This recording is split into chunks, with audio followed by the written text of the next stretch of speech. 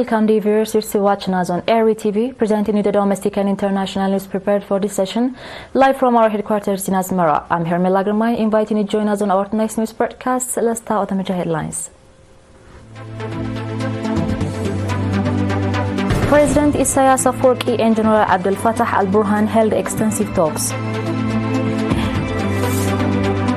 Eritreans in diaspora reaffirm commitment to strengthen community organizations.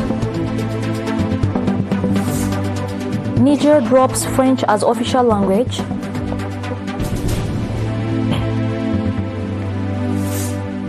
And US could pull 10,000 troops out of Eastern Europe.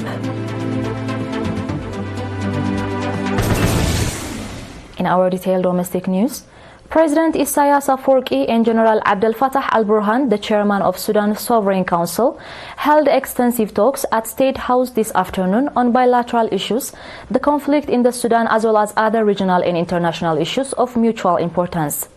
President Eritrea-Sudan reaffirmed that the support that the government and the people of Eritrea continue to extend to the brotherly people of Sudan emanates from solid principles and moral obligations.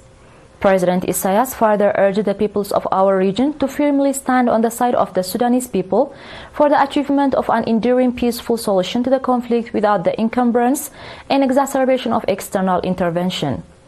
In a brief press statement to the Eritrean news agency, General al-Burhan stated that his one-day working visit to Asmara was principally aimed at briefing the Eritrean leadership on recent developments of the conflict in Sudan. General Burhan also paid tribute to the substantial and continuous support extended by the government and people of Eritrea to the people of Sudan. The chairman of Sudan's Sovereign Council, General Abdel Fattah al-Burhan, arrived in Asmara in the early afternoon hours today and were accorded warm welcome by President Eritrea-Sudan upon arrival at Asmara International Airport. General Abdel Fattah al-Burhan concluded his working visit at 4:30 and returned to his country with a warm farewell. Mr. Osman Saleh, Minister of Foreign Affairs, and Mr. Qazi Babkir, charged the affairs of the Embassy of Sudan in Eritrea, were present for the welcoming and farewell ceremonies.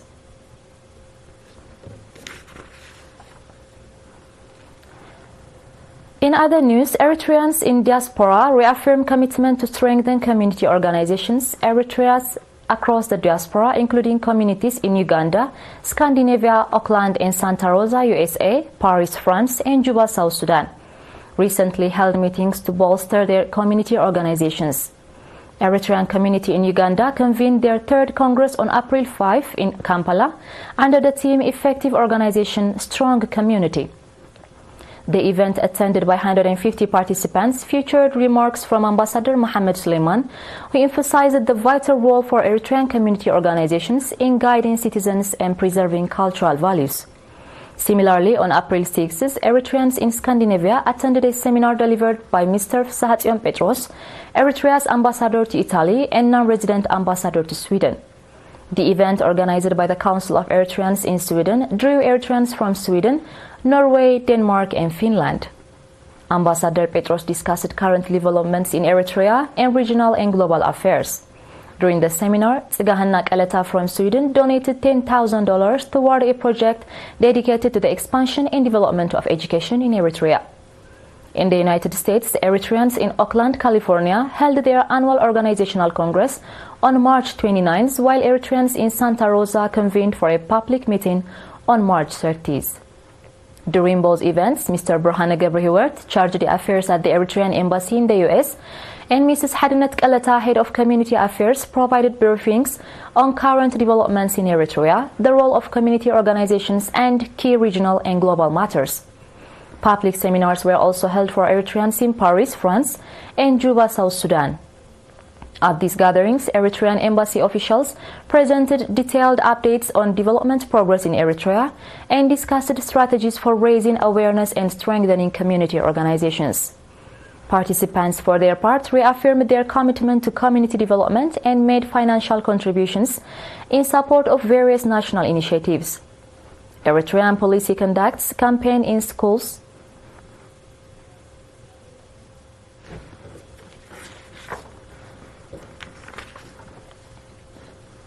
In other news, the Eritrean police, in collaboration with the Ministry of Education's Maka Region branch, conducted a campaign from March 22nd to April 8th under the theme "Let's Begin Today What We Desire in the Future," aiming to cultivate positive attitudes and values in students. The campaign was attended by over 22,000 students and 140 teachers from 13 high schools and addressed the causes and consequences of bad habits, crime and malpractice, as well as irresponsible road use and traffic accidents. Speaking at the closing ceremony, Major Nur Ayo Takhle from Public Relations Office of the Eritrean Police stated that the primary objective of the campaign was to remind students to take full advantage of the educational opportunities provided to them and avoid crime and unethical behavior. Mr. Belay Habtagabur, Director of the Ministry of Education of Maka Region, emphasized that awareness-raising campaigns targeting students have contributed to a decline in crime and misconduct. He also urged parents to engage in serious discussions at home about the issues raised during the campaign. Colonel Maharit Agai, commander of the Eritrean Police, noted that the campaign was both timely and relevant. He elaborated on the good practices students should adopt to become responsible and well-disciplined citizens. The Ministry of Education's Maka Region branch announced that similar campaigns will be held in the subzones of Barikh, Gala Nafhi, and Sarajara.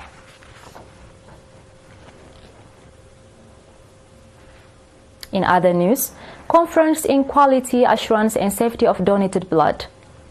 National Blood Bank Service, in collaboration with the National Drug and Food Control and the Ministry of Health, conducted a conference on the quality and safety of donated blood on 9th April. The conference, attended by senior officials from the Ministry of Health and delegations of health professionals from all regions, featured a keynote address by Dr. Johannes Takhasta, Medical Director of the National Blood Bank Service. He stated that in line with efforts to ensure the sustainable provision of blood, a system that guarantees both the quality and safety of donated blood has been developed. Research papers were presented on scientific concepts related to blood safety, the effects of blood-related complications and their management, as well as the coordination efforts between the Eritrean National Blood Bank Service and the National Drug Food Control. Participants offered constructive suggestions and comments on the discussion papers presented during the event. In his closing remarks, Mr. Iyas, Director of National Drug and Food Control, commended the ongoing efforts to ensure the safety and donated blood and called for a strengthened role for health professionals and health institutions in this area. The National Blood Bank Service, established in 1999, noted that its efforts to improve both the quantity and quality of donated blood have shown remarkable progress. According to its reports, the volume of donated blood increased by 48.5% between 2020 and 2024. Dear viewers, stay tuned for our international news right after the short break.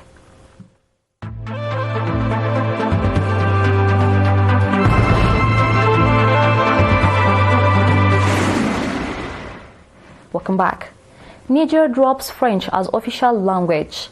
Niger's transitional government has demoted French and declared Hausa the country's national language. Niger and its allies Burkina Faso and Mali withdrew from the Global French-Speaking Group, the International Organization of Francophone Nations, IOF, in March. Moreover, it's remarkable that Niger has decided to change the currency of the nation with French influence. It is stated that the activities that France had been investing to the West African countries to spread its security, military, cultural and economical influences, according to the reports.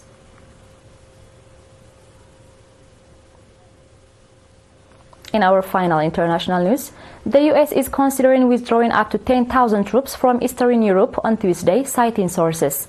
The move could come as US President Donald Trump is engaged in talks with Russia to restore bilateral relations. The units in question are among 20,000 personnel deployed to the continent by the administration of former US President Joe Biden in 2022. As of early 2025, there were nearly 100,000 US troops stationed in Europe on the borders with Russia that leads to peak tension of both sides. Dear viewers, we are done with the news prepared for this session, and now it's time for a quick recap of the major headlines. President Isaias Afwerki and General Abdel Fattah al-Burhan held extensive talks. Eritreans in diaspora reaffirm commitment to strengthen community organizations. Niger drops French as official language.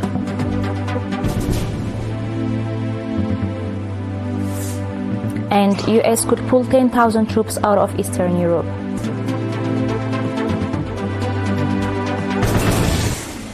Ladies and gentlemen, that was all for tonight. Thank you for joining us and have a blessed one.